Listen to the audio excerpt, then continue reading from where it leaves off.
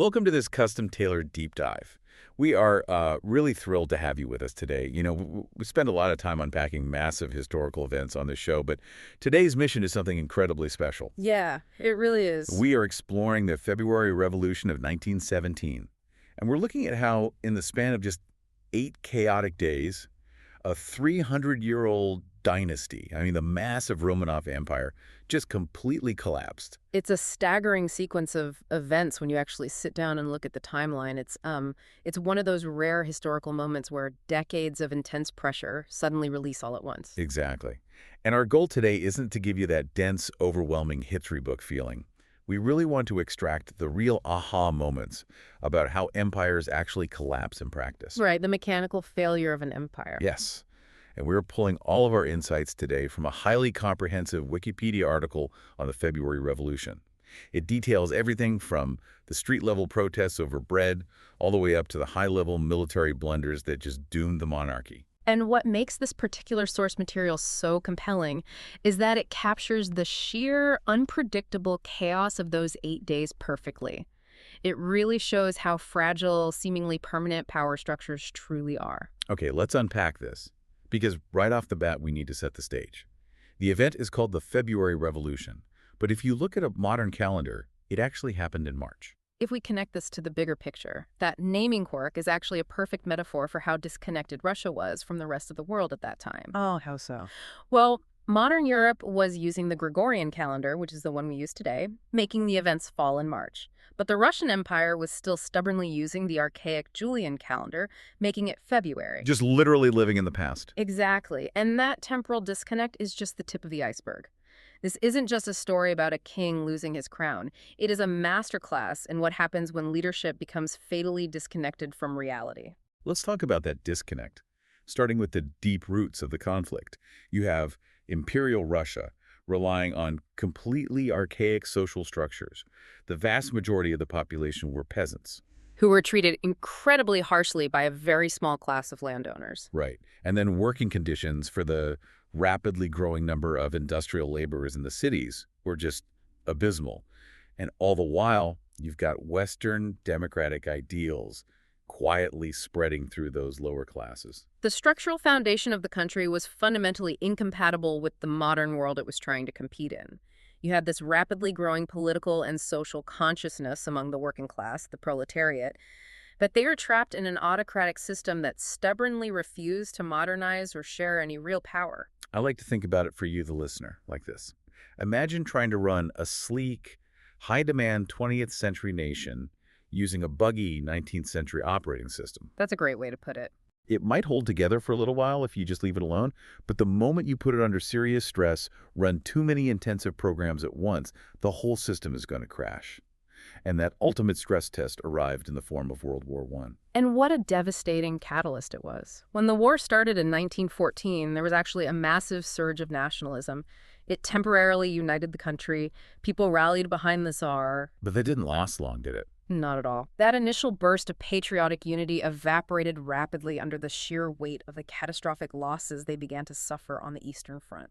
The statistics from the source are almost hard to comprehend.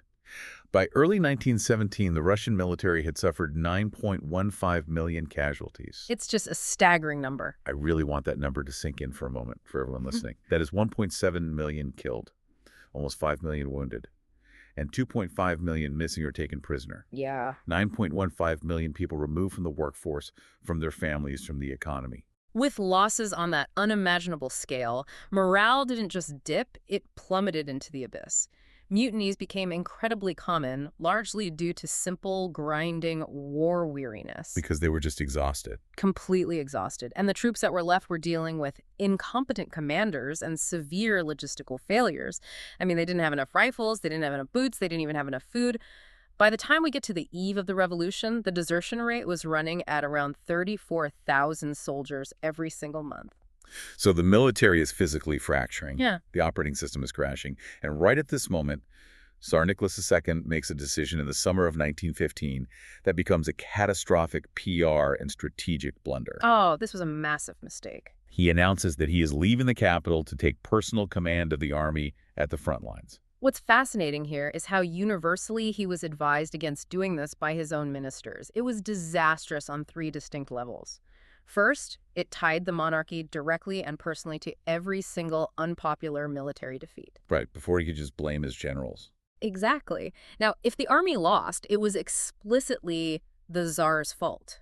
Second, he was simply a poor military leader who constantly irritated his own commanders by interfering with their strategies. And what's the third level of that disaster? I mean, he physically leaves Petrograd. Precisely. Because he was physically away at a military headquarters hundreds of miles from the capital, he wasn't there to actually govern the country during a massive domestic crisis. Leaving a massive power vacuum. Hmm. So who steps in to fill it while he's off playing general? That responsibility fell to his wife, Tsarina Alexandra, and her closest confidant, the highly controversial mystic Grigory Rasputin. Oh boy. And you have to remember, the Tsarina was incredibly unpopular to begin with. She was born German, and Russia was currently fighting a brutal war against Germany, so rumors were constantly flying that she was actively working as a German spy to sabotage the war effort. Which is just a terrible look for a leadership team. There's this amazing historical detail from the article during her oversight known as the ministerial leapfrog. The turnover rate is unbelievable. Just listen to this.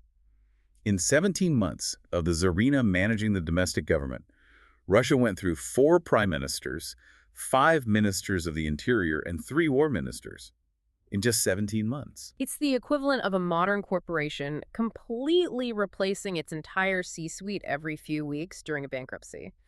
Nobody was in office long enough to even learn the basic functions of their job, let alone govern effectively or solve the mounting logistical nightmares. And the domino effect of that incompetence is immediate. The railways, which were the lifeline of the empire, became completely overstretched and disorganized. Because the trains couldn't run efficiently, massive food and fuel shortages hit the cities. Right, inflation skyrocketed, making the money people did have worthless while their wages completely stagnated. The situation in the capital, Petrograd, was becoming an explosive powder keg. Which brings us to a moment of warning that is honestly hard to look at in hindsight. The president of the Duma, which was essentially Russia's version of a parliament, a man named Mikhail Rodzianko, sees the writing on the wall. He really did. He sends a desperate, pleading telegram directly to the Tsar at the front lines. He warns him that the capital is descending into total anarchy. The government is paralyzed, transport and food supplies are completely disrupted, and people are freezing and starving in the streets.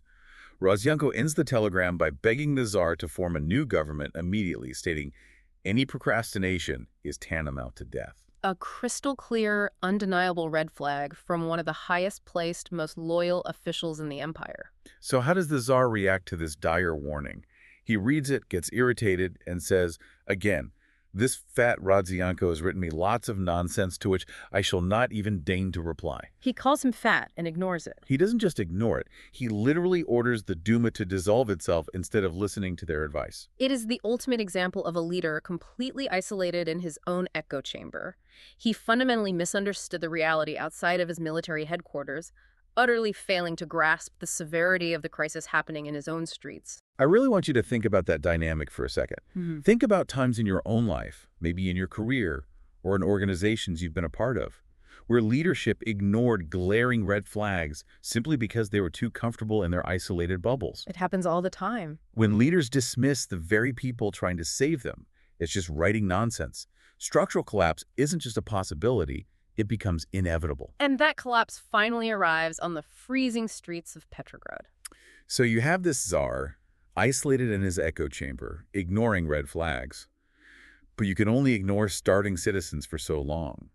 The breaking point finally arrives on February 23 in the old Russian calendar, which is March 8, International Women's Day.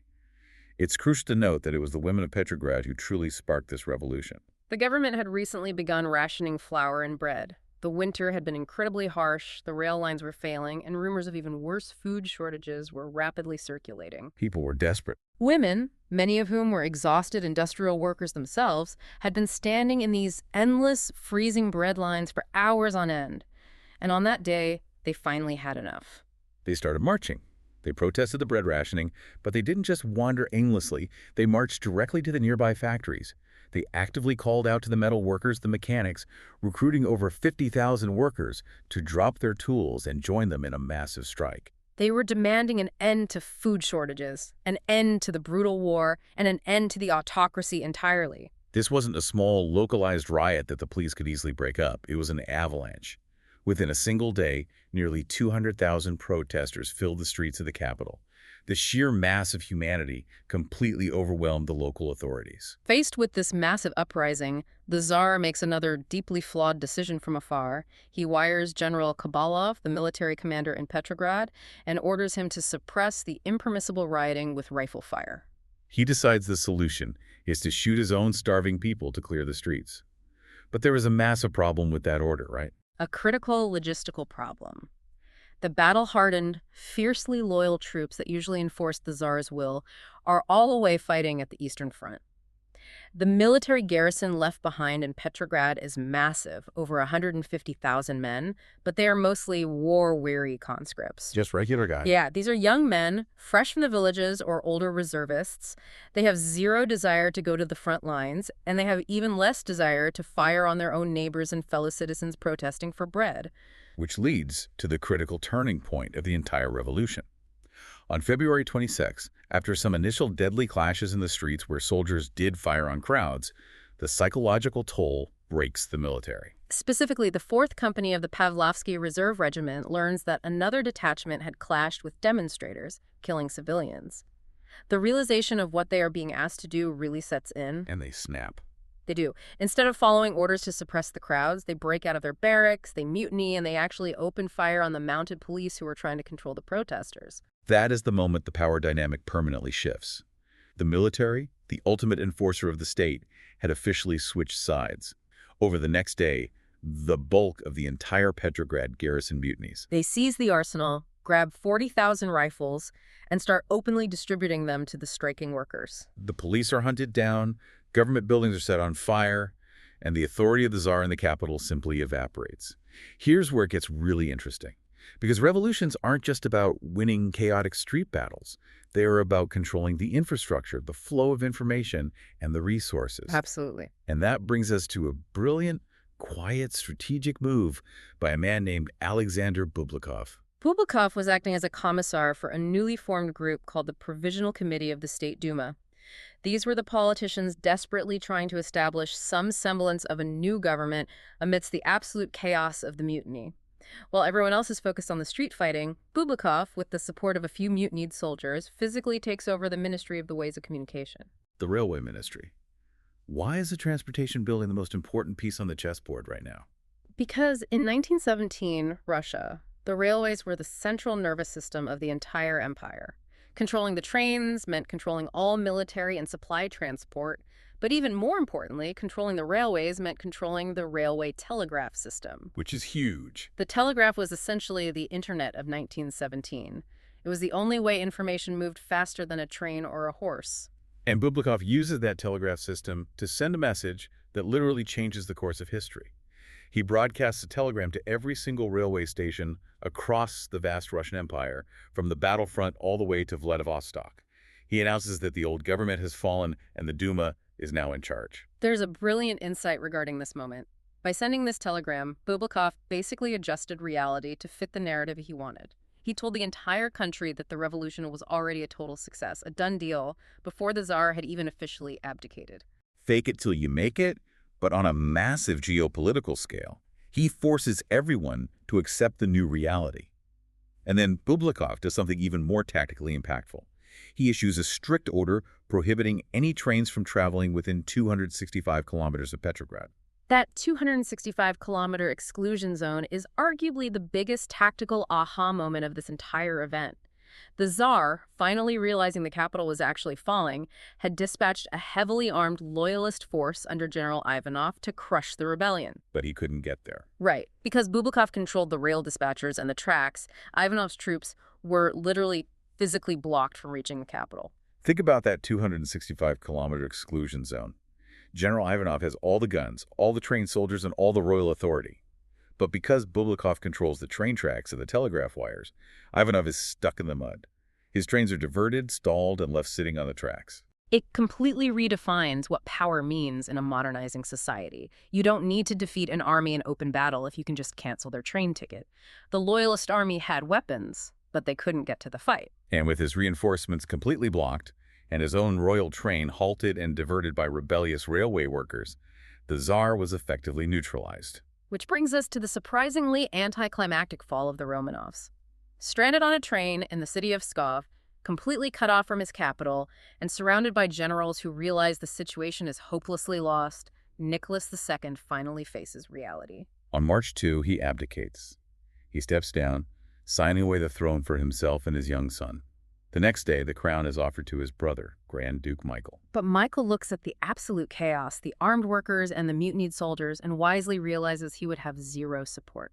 He refuses the crown unless it is offered by a democratically elected constituent assembly in the future. And just like that, it's over.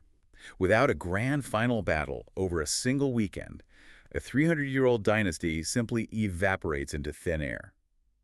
But taking down an empire is one thing. Figuring out who is actually in charge the day after is much messier. And it was incredibly messy. The immediate aftermath of the February Revolution is defined by a strange political concept known as dvoje vlasti, or dual power. I want to give you an analogy for this dual power situation because it is a wild way to try and run a country. Imagine a massive corporation where the board of directors has all the legal titles, the fancy corner offices, and the checkbooks. Okay. But the workers' union has actually seized the factory floor, they hold the keys to the machinery, and they control the shipping docks. The board can write all the memos they want, but absolutely nothing gets built or shipped unless the union agrees to it. That is precisely the dynamic that took hold in Russia. You had two completely separate factions claiming authority, operating in parallel. On one side, you had the provisional government. They were mostly made up of those bourgeois or middle to upper class members of the old Duma. The polity. Yes. They held the formal legal titles, they sat in the government buildings, and they held the international recognition from Russia's allies. The board of directors in our analogy. Right. But on the other side, you had the Petrograd Soviet. Now, a Soviet is essentially a democratically elected council. This massive council represented the actual workers and the rank-and-file soldiers. They didn't want to get bogged down in formal government administration, but they held the actual practical power on the streets. And the Soviet proved exactly who was really boss on March 1st by issuing something called Order Number 1. This is an incredible document. It basically commanded the military soldiers to only obey the orders of the provisional government if those orders did not conflict with the Soviets' decisions. It was a brilliant, paralyzing move. It completely stripped the formal government of its military authority. The provisional government had the fancy titles, but the Soviet had the loyalty of the men with the guns. So you have this incredibly fragile balancing act. And the provisional government, which eventually comes to be led by a man named Alexander Kerensky, makes a massive fatal flaw. They are trying to balance this impossible dual power situation. And what do they decide to do? They decide to try and keep Russia in World War I. It was political suicide. They chose to honor their international alliances rather than listen to the desperate cries of their own people. The war was the incredibly unpopular, devastating catalyst that caused the revolution in the first place. And on top of that, they failed to solve the domestic food shortages or the land disputes. They failed to deliver on the very things the people had marched and died for in February. And by failing to address those root causes, peace and bread, they left the door wide open for radical elements to exploit the continued misery of the population. Which sets the stage perfectly for a radical Marxist faction known as the Bolsheviks, led by Vladimir Lenin. He returns from exile with a simple, incredibly effective slogan: peace, bread, and land. Very catchy. He capitalized entirely on the provisional government's failures, ultimately leading to the October Revolution later that same year, where the Bolsheviks violently seized total control and dismantled that fragile dual power system. So how do we actually make sense of all this chaos? Because history is highly subjective, it's really useful to look at how different schools of thought view these exact same 8 days. There are 3 main lenses historians use to make sense of the February Revolution, starting with the communist view. This raises an important question about how we interpret history. And just to be clear, we are simply reporting on what the source material outlines here without taking any political stance. Absolutely, just laying out the perspectives from the article. Right. So communist historians generally interpret the February Revolution as an inevitable, organized movement driven by the modernizing masses and the peasants. They see it fundamentally as a class struggle, a deliberate push to overthrow an oppressive bourgeois and aristocratic class to bring about an era of industrialization and proletarian freedom. In this view, they actually place very little emphasis on World War I as the main cause. They see the war as incidental to the larger class conflict. It's fascinating that they downplay the war so much. But if you look at the liberal historians, they take almost the exact opposite stance. They see the external pressure of the war as everything. Exactly. The liberal view acknowledges World War I as the absolute main catalyst that finally turned public opinion completely against the Tsar. They argue that the revolution's ultimate driving goal was simply to establish a Western-style democracy, and it was the profound trauma and logistical failure of the war that finally pushed a moderate population to demand a new government. And then you have the third lens, the revisionist view. Revisionist historians take a broader approach. They argue that the revolution wasn't just an inevitable product of World War I, nor was it a sudden, perfectly organized leap toward industrialization. They track the pressure much further back. How far back? They see it as the boiling over of a massive, deep-rooted institutional crisis, heavily focused on unresolved land ownership issues that stretched all the way back to the era of serfdom in the 1800s. To them, the government was already rotting from the inside out. The war was just the final, heavy straw on a camel's back that had been breaking for decades. So what does this all mean for you? Why does this historical debate matter today? When you look at massive paradigm shifts, whether it's the fall of a 300-year-old empire, a sudden disruption in your own industry, or a major shift in a market, they almost never have a single simple cause. They really don't. They are usually the violent collision of long-term structural failures, like those archaic social structures or unresolved land disputes, meeting a sudden, acute crisis, like the devastation of global war. When an outdated system that stubbornly refuses to adapt is subjected to an unprecedented stress test, collapse isn't an anomaly, it's the expected result. To quickly summarize this incredible journey, we've gone from desperate women protesting freezing bread lines to a snowballing strike of hundreds of thousands of workers.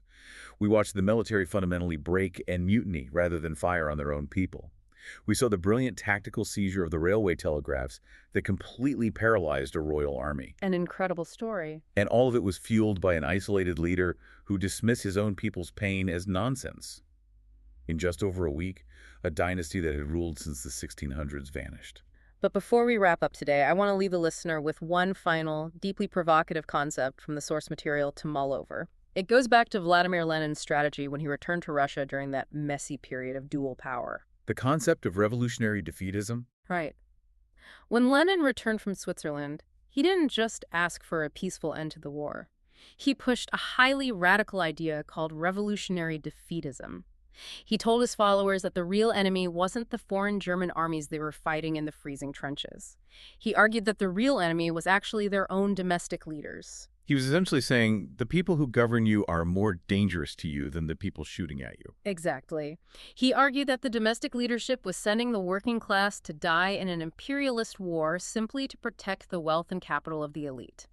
Therefore, the proletariat's goal shouldn't be to win the war for their country. Their goal should be to see their own imperialist government defeated so that a true socialist revolution could rise from the ashes.